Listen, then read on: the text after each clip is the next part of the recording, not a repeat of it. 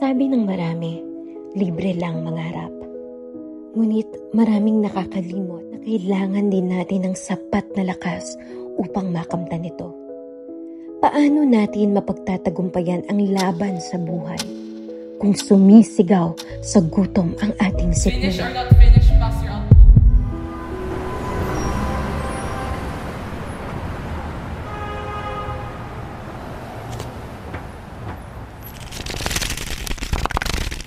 Bago tayo magtungo sa ating pangunahing aralin, may itatanong lamang ako sa inyo.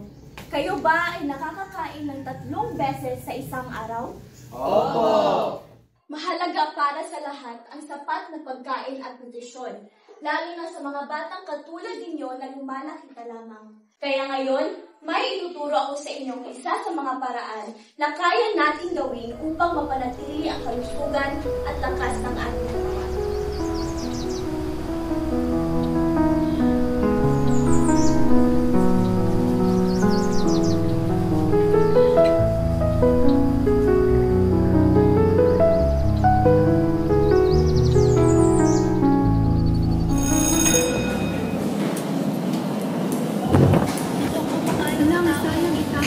Pati akin ito.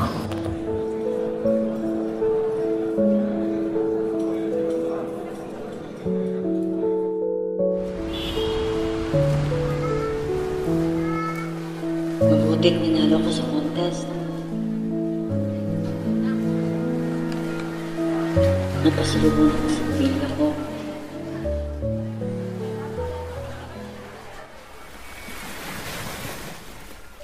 Ma!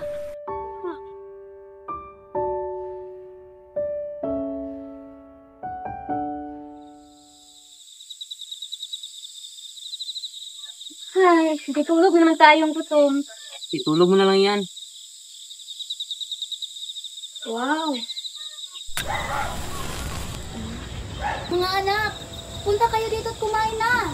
Ho? May pagkain? Tara. Hey. Pagkain. Kumain ka ng madami ate ha. Para mo lumakas ang baby mo hindi na malusog.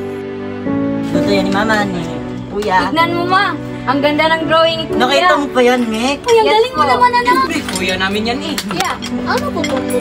Nasaan po to? Masarap ang ulam. Sige, bukas na bukas, magtatanim tayo. Tulungan niyo ako ha.